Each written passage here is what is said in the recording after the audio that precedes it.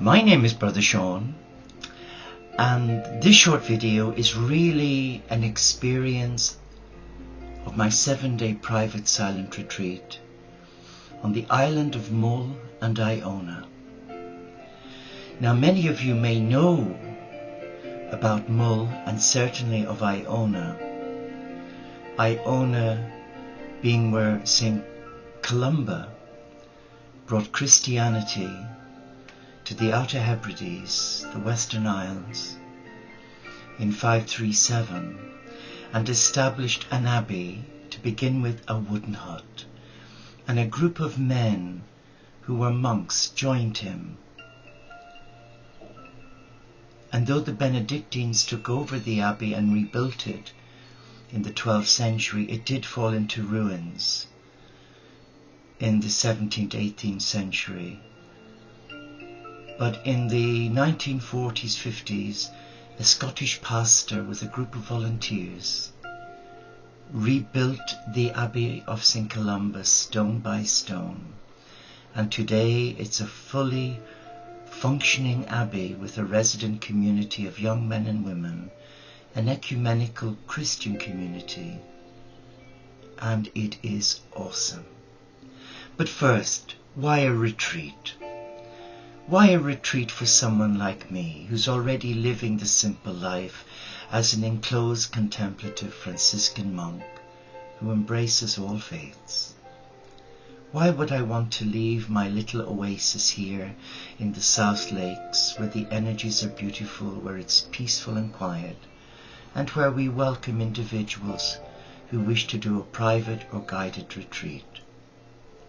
Well, monks are no exception to you, for we too experience burnout, tiredness, weariness, where we lose our focus, where we have to embrace the daily struggles of dealing with illness, disappointment, frustration.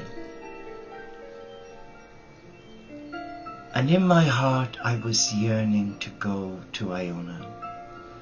I guess it was a 50-year dream come true, a wish I made many, many years ago when I was 16. I'm now 64. And that dream became a reality thanks to dear brother Rob and Jean, who came with us, and our 4 dogs, for they did the driving and took a lot of the pressure off my back. A retreat is a special time for the mind, the body and the spirit. Each one of us needs to retreat from the world, from the pressures of living, from the pressures of self,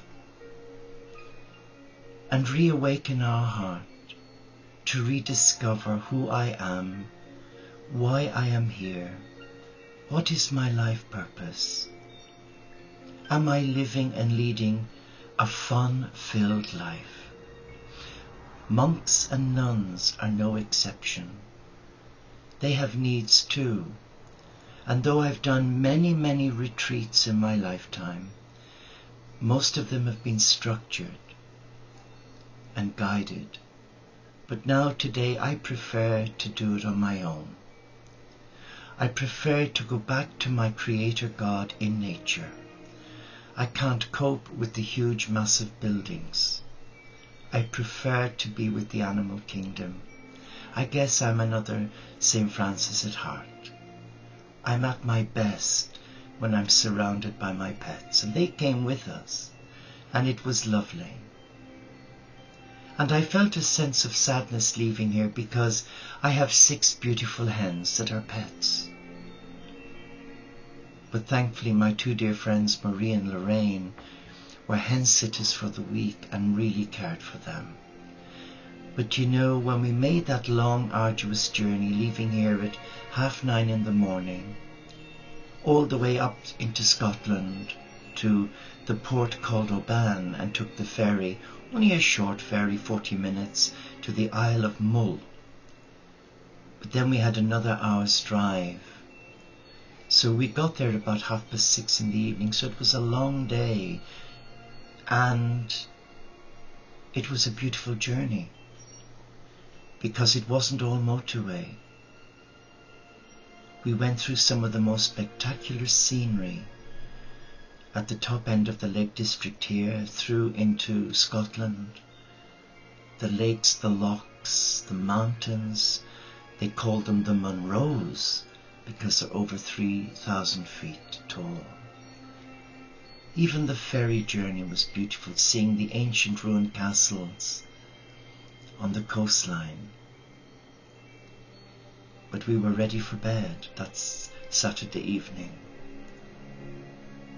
But over the week, it was a time to connect with me, Sean, the child of God.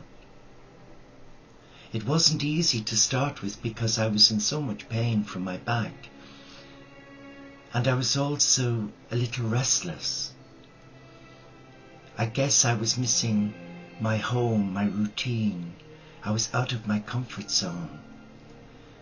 And the stairs in the Hunter's Lodge that we were renting as a self-catering apartment was ideal, but they were very steep. But the bed was wonderful, an old-fashioned bed. A thick, strong mattress and soft pillows. And the fresh air was wonderful. And the sounds of the cuckoo, yes, the cuckoo, from early morning till late at night. Nature was in abundance there. But when we arrived, you'll never guess what.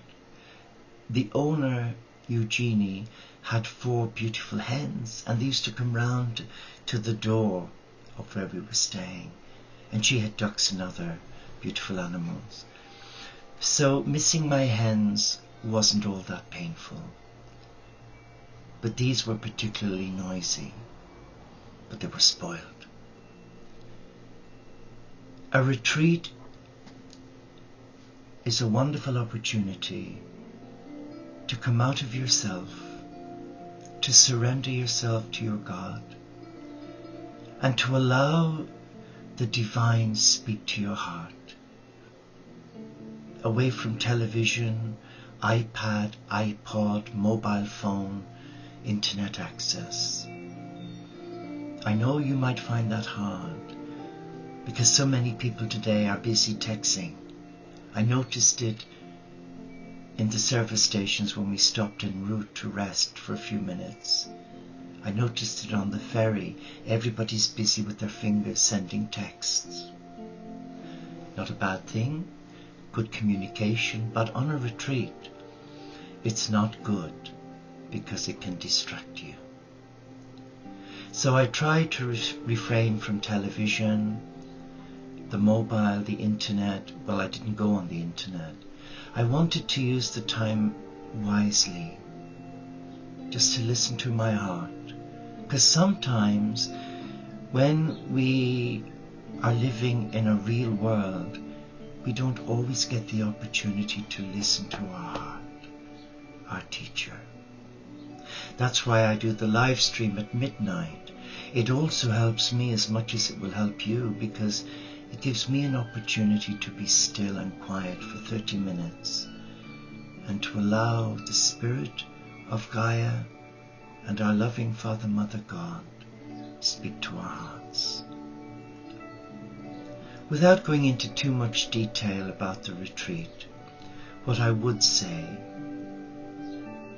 is a 50-year wish became a reality when we took a short ferry crossing from the island of Mull to Iona. Iona is a special place. It's the birthplace of Celtic Christianity in the United Kingdom. St. Patrick and Columba crossed the very shores where we live and established a small abbey at Kent's Bank in the South Lakes. And then they walked to the island of Iona, a long walk. It must have taken them many weeks, on foot. But you can see the Abbey of Iona, St. Columba's Abbey, from the mainland, because the crossing is 15 minutes, 20 maximum. There are no cars allowed on the small island, except for the owners, and they are few. Mostly people use bicycle or foot. When we arrived at the small port, we walked through the ancient nunnery, beautiful, and then we came to this amazing building called St. Columba's Abbey, built not by St. Columba, but by the Benedictines in the 12th century. When Columba arrived on Iona in 537 AD, he built a wooden hut. And from that a group of men came and joined him, and they became devout monks, dedicating their life to God through nature, through the natural world. Celtic spirituality is beautiful, for it connects with all the elements, Brother Sun, Sister Moon, Mother Earth, and the animal kingdom, just like Franciscan spirituality. And as a member of the Teo community of St. Francis of Interfaith Franciscans, our spirituality is also underpinned by Celtic spirituality. For we come to God through nature, not in a vast basilica. But when we got to the Abbey, we were overwhelmed that a Scottish pastor in the early 1950s, with a group of volunteers, rebuilt the ruins of Columba's Abbey stone by stone. And now today there is a living community there of men and women, young men and women, with volunteers from all around the world who form the bedrock of that community. And it is so spiritual. It's plain. There's no religious memorabilia. Everything is as natural as the air that you breathe. You feel at home when you walk in through the main door and you see the ancient flags, stone flags. You see the burial grounds of the monks going right back. There's history, but there's a sense of the presence of God. How do you define it? Experience it.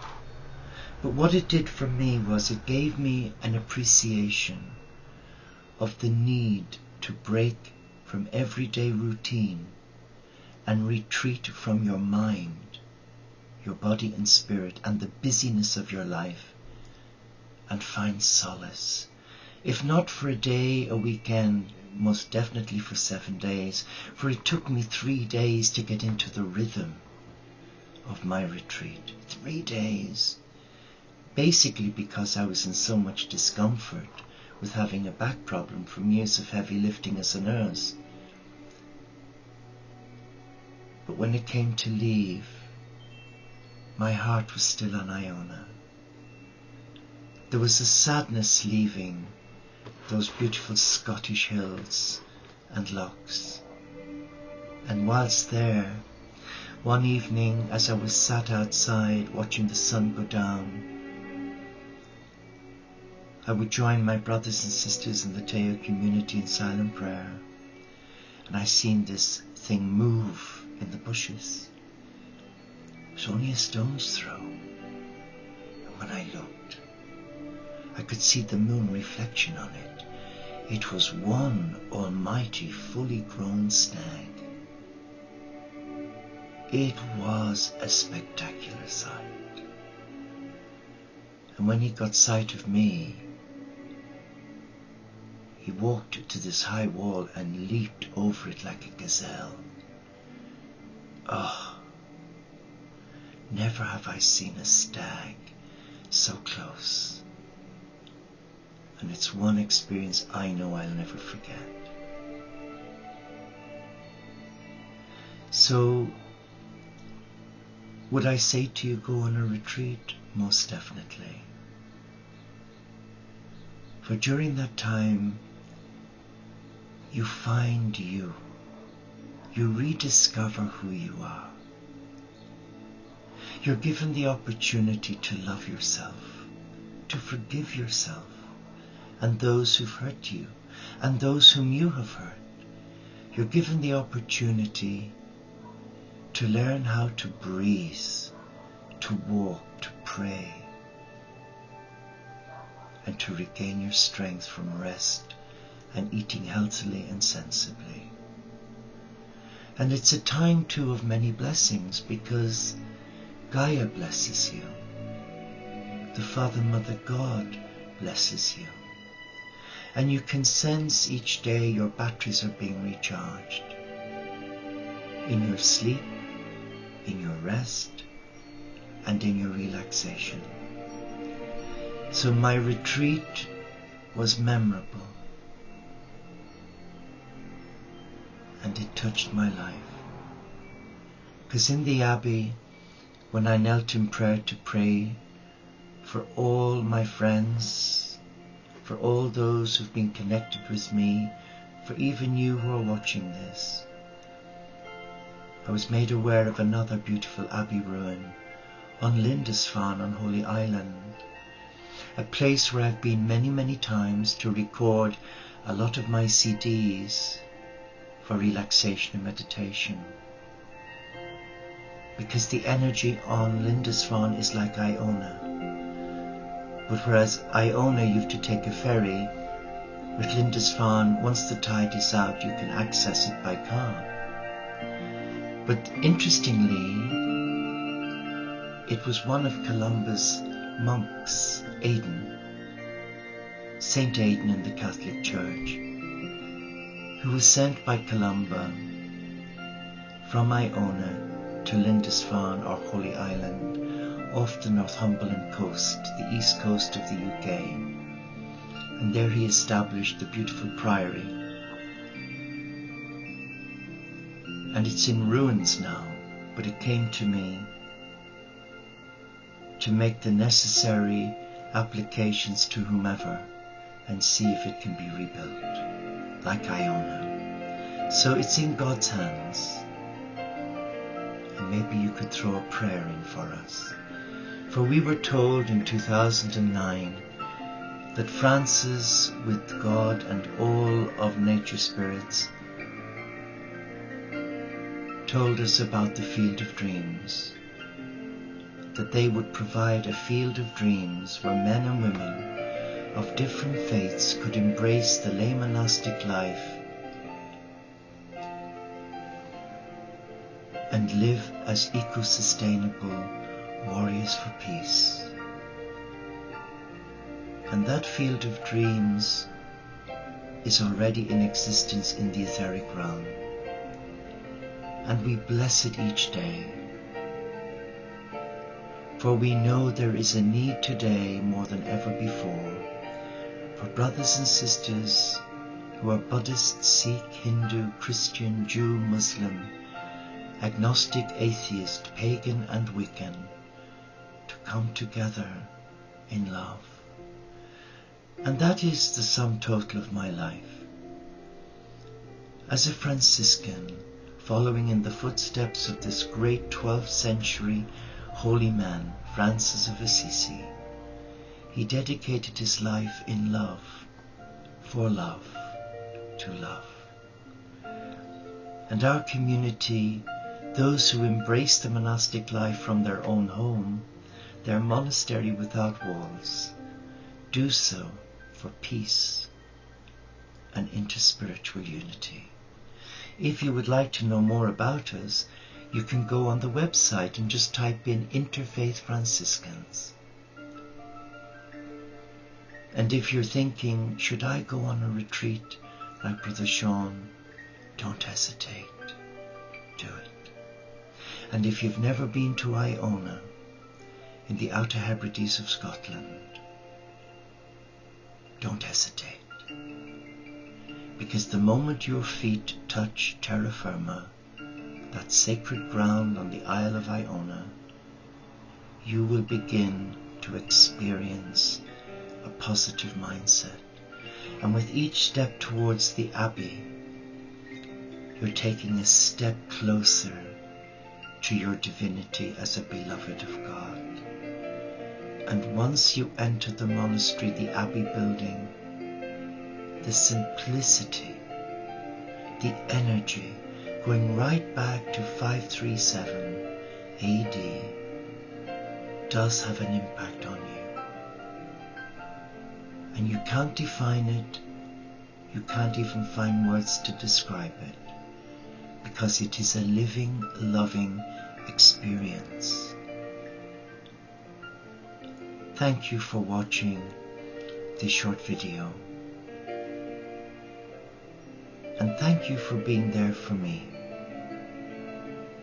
If you need my help, or you need me to pray for you, because that is my work now, I'm a prayer consultant in service to God.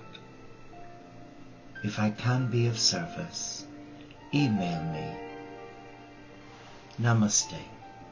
Shalom inshallah paxet bonum. Om Shanti. Solo di caritas. Peace. But I would like to conclude by sharing these beautiful words to the Holy Spirit of God. I'm going to try and sing the first line. Bear with me. Breathe on me, breath of God. Fill me, your child, with life anew, and I may do, and I may love what thou dost love, and do what thou wouldst do. Breathe on me, breath of God. Breathe on me, breathe on me, breath of God. Touch my life, that I may see you in everything that lives and moves, and has its being from you this day. Empower me to live in the present moment, seeking your love and light. Breathe on me, breathe on me, breathe on me, breath of God. Bless you.